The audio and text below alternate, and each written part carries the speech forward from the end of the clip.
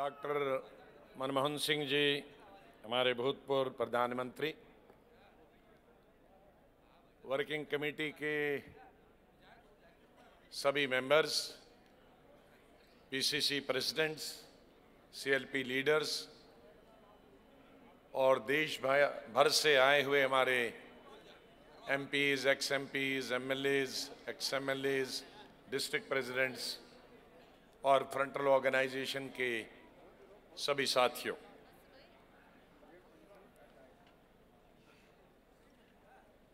ये शायद पहली दफा है कि हम एक ही रेजोल्यूशन पे इतने विस्तार से चर्चा कर रहे हैं, और ये जरूरी भी, और इस बात को भी ये साबित कर देता है कि शायद आजादी के बाद इतनी ज्यादा लोगों को तकलीफ एक थोड़े से समय में ही हुई हो, ऐसा कभी हुआ नहीं। इसलिए स्वाभाविक है कि हम इस पे चर्चा करें। मैं कुछ अपनी मिसालें देना चाहता हूं, कुछ आपकी पढ़ी लिखी सुनी सुनाई है, लेकिन इसको मैंने कैसे देखा। 8 तारीख को जब प्रधानमंत्री जी 8 बजे ही के करीब भाषण दे रहे थे, मेरी बेगम उस दिन शायद श्रीनगर थी और हमारे एक दोस्त के बेटी की शादी थी, तो हमने, मेरी अपॉइंटमेंट्स थी 8 और 8:30 बजे रात को। मैंने सोचा कि वहां शुगन देना है, बाद में कहीं भूल न जाऊं, तो मैं 7 बजे कमरे में आकर ऑफिस से शुगन 2500 रुपए अपने जेब में रख दिया कि कहीं बाद में अपॉइंटमेंट करते करते भूल जाए, निकल जाए। वो जेब में रख के मैं ड्राइंग रूम में आया। पहली अपॉइंटमेंट हुई, दूसरी हो रही थी, तो मेरे पीए ने बजर दिया, साहब आप जल्दी टेलीविजन देख लीजिए, मोदी साहब ने सारा पैसा रद्द कर दिया। तो जाहिर है बड़ी खबर थी। मैं बेडरूम में गया, टेलीविजन देख लिया, भाषण पूरा मैंने सुना। ये भाषण के बाद तब तक 9, सवा 9, 9:30 चले गए, ये सोचते कि इसमें क्या असर देश पे पड़ेगा। लोग वो सोच रहे थे, मैं सोच रहा हूं मुझे शादी में जाने का, तो मैं जेब में देखूंगी कौन से पैसे। तो मैंने जेब से निकाले, ये सब 500 के नोट थे। अब कैसे शुगन दे, तो मैंने अपने पीए को टेलीफोन किया कि भाई शुगन देने वाले पैसे तो चले गए, अब मैं अंदर ढूंढ लेता हूं कहीं 100 के नोट। तो सब जगह अब जब हमारी सबकी, हम बेकार हो जाते हैं, सब मर्द लोग जब पत्नी घर में नहीं होती हैं, तो ढूंढने लगा सब अलमारी में, तो इधर उधर से करके मेरे को 1100 रुपए मिल गए। कोई 50 का, कोई नोट, कोई 100 का, 1100। तो मैंने पीए को बताया, भाई अब ये तो छोड़ दो शुगन वाला, अब फूल लाओ। तो उसने कहा सब फूल के लिए भी तो पैसे चाहिए। तो करते कराते हमको फूल के लिए 2500-3 हजार, जितने नौकर थे घर के, खाना बनाने वाला, झाड़ू देने वाला, सबसे जमा करके हमको 3000 रुपए मिल गए। किसी के पास नहीं था, या मेरे पास नहीं था, मेरे पीए के पास नहीं थे, खाना बनाने वाले हमारे 2 लड़के, उनके पास भी नहीं था, सफाई बेचारा घर का करता है लड़का, उसके पास भी नहीं था। तो आप अंदाजा लगाइए, एक ही घर में लीडर अपोजिशन से लेकर और बेचारा सफाई करता है, किसी के हाथ में 500 के अलावा सब ने मिलकर, 5-10 लोगों ने मिलकर एक वो फूल लाए, और मैं चला गया गुड़गांव, उनको बधाई दी और कहा बेटे पैसे शुगन भी लाया था, लेकिन वो पैसे सब हरदी की टोकरी में चले गए। ये एक तो पहली मिसाल। सेशन चल रहा था पार्लियामेंट का, हमारे एक दोस्त बंबई में उसका ऑपरेशन हुआ, तो मैं सैटरडे के दिन एक फ्लाइट से गया और दूसरी फ्लाइट से, तब तक 28-29 दिन हो चुके थे पार्लियामेंट के। तो वापस आया एयरपोर्ट से हॉस्पिटल, हॉस्पिटल से एयरपोर्ट, 2.5 घंटे फ्लाइट लेट। तो लोगों ने कहा जी वीआईपी में बैठे। मैंने कहा नहीं, जरा भाई पैदल चलें, आजकल हम पार्लियामेंट बैठे रहते हैं, सुबह से शाम तक तो चलना हो जाए। जो ही गया तो बहुत सारे, कोई इधर से निकले, व्हाट्सएप पे ने इस पे हमारा ये फोटो लीजिए हमारे साथ, आजकल आप शोर कर रहे हैं, अच्छा, बहुत अच्छी बात कर रहे हैं। तो मैंने कहा मैं उससे ही फोटो लूंगा उनके साथ जो मुझे थोड़ा बता दे कि इसके बारे में, नोटबंदी के बारे में। 1.5-2 घंटे मैंने वहां गुजारे और उसके बाद मैं इस नतीजे पे पहुंचता हूं, उसके बारे में शायद बहुत सारे लोगों को जानकारी यहां भी नहीं है और मैं किसी से सुना भी नहीं, वो एस्पेक्ट इस नोटबंदी का। उन्होंने कहा साहब मोदी साहब ने शायद कुछ पूंजीपतियों के पैसे निकालने के लिए, ब्लैक मनी के लिए किया था, लेकिन जाते जाते उन्होंने 1 के 3 ब्लैक मनी वाले बना दिए।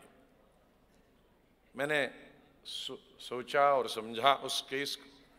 कहा साहब जिसके पास पैसा है, तो बंबई के जो लोग पैसे चेंज करते हैं, मनी लॉन्ड्रिंग करते हैं, उन्होंने 20%, 30% और 35% पे वो पैसा लिया और चेंज किया।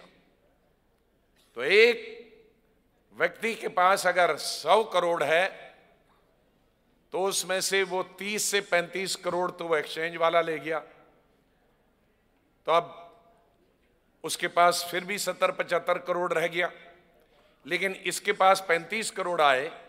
लेकिन ये अकेला नहीं है 35 करोड़, क्योंकि ये सैकड़ों लोगों के करता है पैसे एक्सचेंज, तो ये भी 1000-2000 करोड़ का बन जाएगा। तो एक तो वो ओरिजिनल पैसे वाला था, लेकिन ये अब जो बीच में चेंज बिचौलिया है, ये उससे बड़ा पूंजीपति बना। का सब तीसरा एक और बन गया। मैं तीसरा कौन कहा, जो बताता है कि कौन चेंज करता है, वो भी 5% लेता है, और चूंकि दिन में वो भी 100 के करता है, तो वो 5-5 करोड़ भी लेगा, तो वो भी 500 करोड़ का हो गया। तो एक पूंजीपति के 3 बना दिए मोदी साहब ने। ये इसका सबसे बड़ा कारनामा।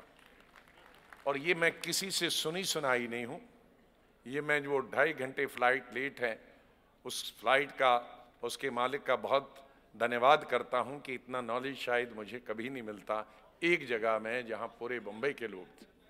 तो इस तरह से अब एक नहीं, अगर 1000 थे तो उनके 3000 बन गए, 20,000 थे तो उनके 60,000 बना दिए मोदी साहब ने, और कुछ नहीं किया। मेरे साथियों ने बहुत इसके बारे में बताया। मैं एक और चीज़ बताना चाहता हूँ। ये सब आप जानते हैं, कहाँ पैसा पकड़ा गया, कहाँ पैसा पकड़ा गया। मैं पार्लियामेंट की तरफ आपको ले चाहता हूँ। पार्लियामेंट में आपने देखा कि 1 महीने पार्लियामेंट नहीं चला। इससे पहले कि मैं नोटबंदी पे पार्लियामेंट की तरफ आऊं, मैं पिछले साल के पार्लियामेंट की तरफ जाऊं। मोदी साहब हमेशा ये कहते हैं कि पिछले सालों में जो सरकार थी उसके ऊपर बहुत आरोप थे, बड़े स्कैम हुए थे। स्कैम सच थे या ठीक थे, लेकिन स्कैम सच है या झूठ है, उसके बारे में कब पता चलता है जनता? जब उसकी इंक्वायरी हो। हमारे वक्त में जब भी अखबार में वो आता था, हिंदुस्तान के किसी भी कोने में किसी मंत्री पर, किसी मंत्रालय पर आरोप लगता था, तो दूसरे दिन सोनिया जी और डॉक्टर मनमोहन सिंह जी उस पर एक्शन लेते थे, दूसरे दिन उसकी कार्रवाई होती थी, चाहे वो इनकम टैक्स की कार्रवाई हो, वो सीबीआई की कार्रवाई हो, और जिसका दोष होता था वो दंडित होता था और निर्दोष बाहर निकल जाता था। मोदी साहब कहते हैं 2 साल से कि 2.5 साल से मैं प्रधानमंत्री हूं और न मेरी सरकार पर और न मुझ पर कोई आरोप है। आरोप आप जानकारी नहीं करेंगे तो आरोप कैसे रहें? पिछले साल 2 पार्लियामेंट के सेशन नहीं चले, मॉनसून सेशन नहीं चला और विंटर सेशन नहीं चला। दोनों सेशनों पर भारतीय जनता पार्टी के मुख्यमंत्रियों के करप्शन के केसेस पर न कार्रवाई करने की वजह से सदन नहीं चले।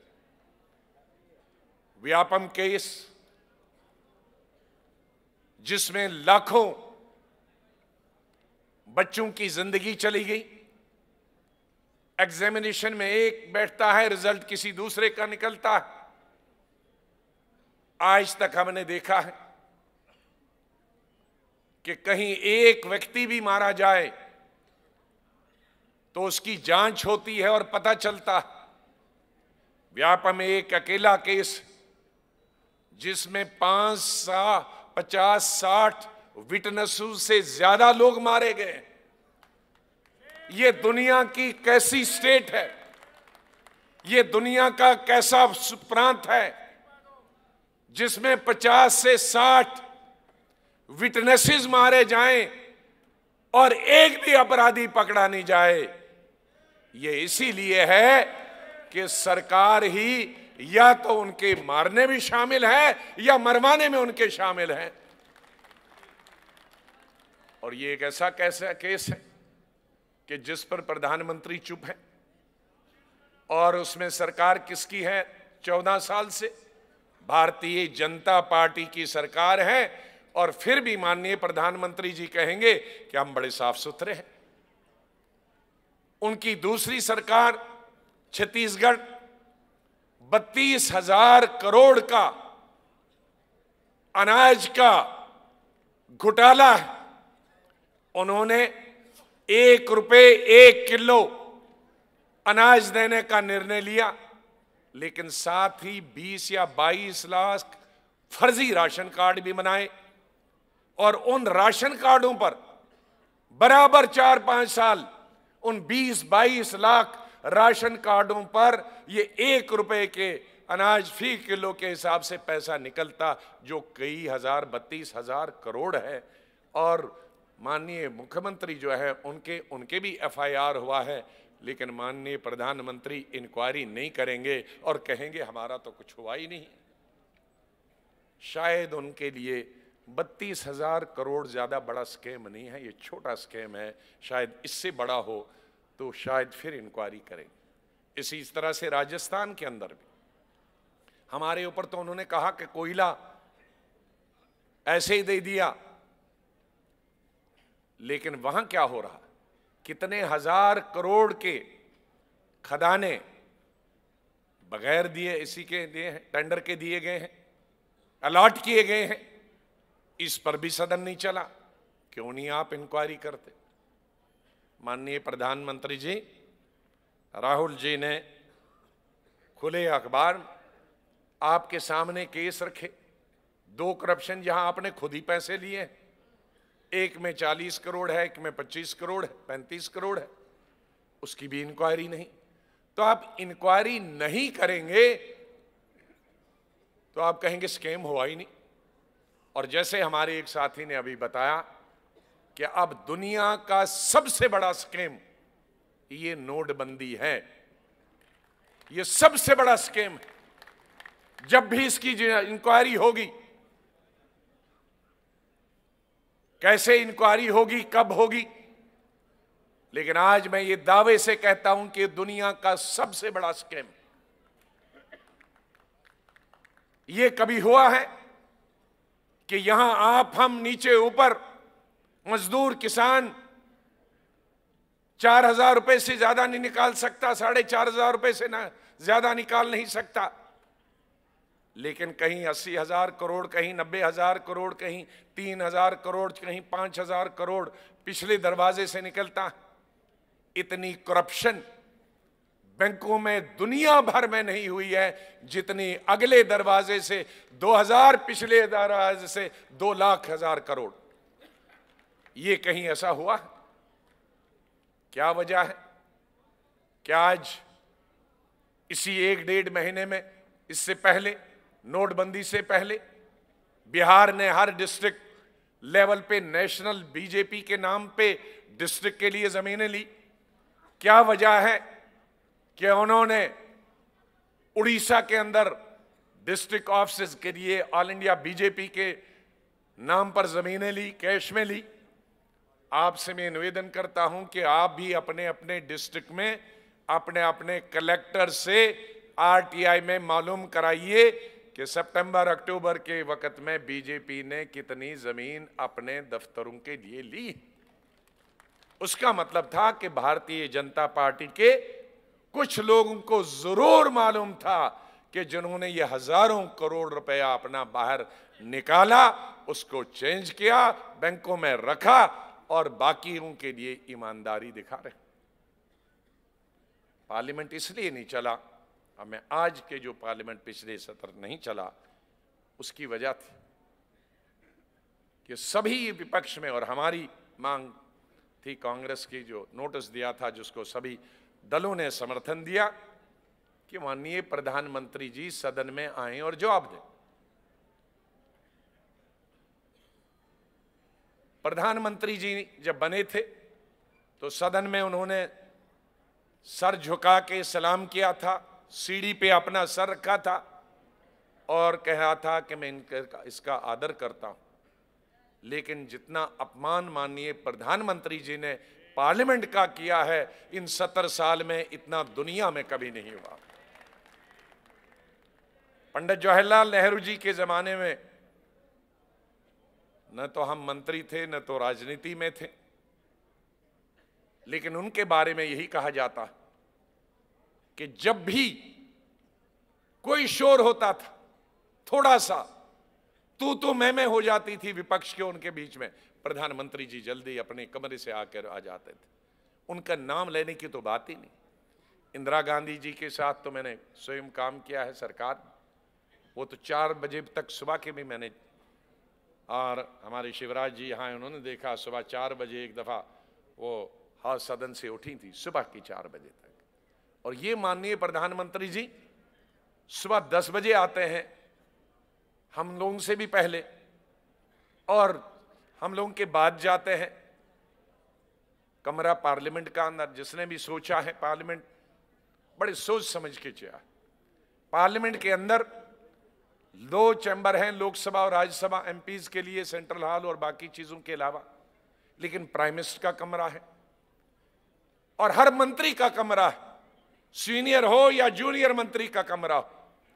और प्रधानमंत्री के कमरे से लोकसभा के अंदर आने में 35 सेकंड लगते हैं और प्रधानमंत्री जी के कमरे से राज्यसभा में तकरीबन 1.25 मिनट लगता है। और 1-1.5 महीना पार्लियामेंट नहीं चलता है, चाहे पिछले साल का विंटर सेशन हो या रेनी सीजन सेशन हो या इस साल का सेशन हो, विंटर सेशन हो। माननीय प्रधानमंत्री कमरे में तो हैं, लेकिन वो 35 सेकंड और 1.25 मिनट का फासला नहीं करके आते। सदन नहीं चलता है सुबह से शाम तक। मैं आपके द्वारा, क्योंकि कई दफा हमारे साथी सोचते होंगे कि ये इन एमपीज को क्या हुआ, अच्छे भले तो लोग हैं, ये शोर क्यों करते हैं। हम इसलिए शोर करते हैं, हम मांग करते हैं आपकी तरफ से और इस देश की 125 करोड़ जनता की तरफ से। हम ये सवाल आरबीआई के गवर्नर से नहीं पूछ सकते, वो पार्लियामेंट के अंदर जवाब नहीं दे सकता। हम फाइनेंस मिनिस्टर से ये सवाल नहीं पूछ सकते, क्योंकि अधिकतर ये कहा जाता है और सुना जाता है कि माननीय फाइनेंस मिनिस्टर को खुद मालूम नहीं था। तो कहेंगे और पूछेंगे किससे? पूछेंगे हम उसी से जिसकी जबान से हमारे कानों ने और हमारे आंखों ने ये टेलीविजन पे बोलते सुना है और देखा है, उसी से हम पूछेंगे। लेकिन वो प्रधानमंत्री सदन में, चाहे वो लोकसभा है, राज्यसभा है, सदन चले या न चले, बिल पास हो या न पास हो, लेकिन वो अपनी जिद पे अटल है। क्या ऐसी कोई जिद होती है? क्या लोकतंत्र में जिद होती है? क्या एमपीज के साथ जिद होती है? क्या 125 करोड़ जनता के प्रतिनिधियों के साथ इस तरह की जिद होती है कि मैं आपकी बात नहीं आऊंगा, मैं सदन में नहीं आऊंगा और मैं बोलूंगा नहीं और आपका उत्तर जवाब नहीं दूंगा? क्या ये लोकतंत्र है? ये कहां का लोकतंत्र है? ये कहां सा डेमोक्रेसी है? ये वो डेमोक्रेसी नहीं है, ये वो लोकतंत्र नहीं है जो महात्मा गांधी, पंडित जवाहरलाल नेहरू और सुभाष चंद्र बोस, मौलाना आजाद और डॉक्टर अंबेडकर ने हमें दिया है। ये वो लोकतंत्र नहीं है। ये मानोलाग अपना भाषण कर गए, चाहे टेलीविजन पे या पब्लिक मीटिंग से, बाद में आप बोलते रहो जो करना है, मैं ना बोलूं, मैं नहीं बोलना, मैं नहीं बोलना, मैं नहीं बोलना। ये अरे हम सब गुलाम हैं, हम सब नौकर हैं। आप लाल किले से तो मैं कहता हूं प्रजा का नौकर, मैं नौकर हूं आपका, मैं मुलाजम हूं, मैं चौकीदार हूं। लेकिन यहां पार्लियामेंट में पूरे 800 एमपी आपको बुलाते हैं, आइए हुजूर, पार्लियामेंट है, हम आदर करेंगे। प्रधानमंत्री हैं, देश के प्रधानमंत्री हैं, वो खाली बीजेपी के प्रधानमंत्री नहीं है, हमारे भी प्रधानमंत्री हैं, सभी एमपीज के प्रधानमंत्री हैं, मुल्क के प्रधानमंत्री हैं। कोई ऐसा नहीं है कोई खतरे वाली जगह है, कोई कश्मीर के बॉर्डर पे नहीं भेजने के लिए बात करते हैं।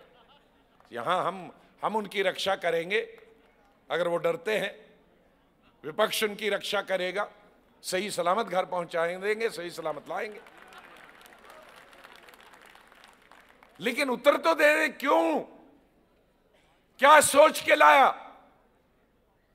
क्यों आपने ये 135 लोग जो हैं खामखा में मरे? अगर ये बॉर्डर पे लड़ाई लड़ते हुए मर जाते तो अफसोस नहीं होता, ये कहीं युद्ध में लड़ते अफसोस नहीं होता। लेकिन इनका क्या कसूर था? टेलीविजन में आपने अनाउंस कर दिया, उनके पास पैसे नहीं, किसी के पास अस्पताल के जाने के लिए पैसे नहीं, किसी के पास खाने के लिए पैसे नहीं, किसी को अपने बच्चे को दूध पिलाने के लिए पैसे नहीं। 4 या 5 ऐसे केसेस हुए हैं कि जहां बच्चों ने लाइन में, उनके गोद में बच्चे ने दम तोड़ दिया क्योंकि वो हॉस्पिटल गई, हॉस्पिटल में दाखिला नहीं मिला, वहां पैसा नहीं था और नया पैसे के लिए वो रोज लाइन में बैठती थी। कई नौजवान, 3 के बारे में ऐसा पढ़ा है मैंने कि 6 दिन से उनके माता पिता बीमार थे और वो 6 दिन से लगातार जाते थे, लाइन में खड़े हो जाते थे, और जो ही उनकी बारी आ जाती थी और बारी आते ही वो कहता था बंक पैसा खत्म हो गया, वो दम तोड़ देते थे। और शर्म की और आखिरी बात करता हूं, हम अपने सदन में श्रद्धांजलि अर्पित करते हैं पूरी दुनिया को। अगर कहीं भी कोई घटना हुई, इतनी बड़ी घटना हुई, हम लोगों ने रेजोल्यूशन मूव किया कि इन लोगों को हम सदन के अंदर श्रद्धांजलि अर्पित करें खड़े होकर, नहीं माना। और ये शर्म की बात है कि लोकसभा और राज्यसभा के एमपीज को, 250-300 एमपीज को बाहर गांधी जी की समाधि के सामने उनको श्रद्धांजलि अर्पित करना है। पढ़ी, अब इसी के आप अंदाजा लगाइए कि किस तरह का माहौल हमारे देश में है। मुझे पूरा विश्वास है कि आप इसी जोश से, जिस जोश से यहाँ आए हैं, इसी जोश से इसको आगे अपने अपने जिलों में, ब्लॉकों में, कॉन्स्टिट्यूंसीज में और विधानसभा में चलाएंगे। बहुत बहुत धन्यवाद। जय हिंद।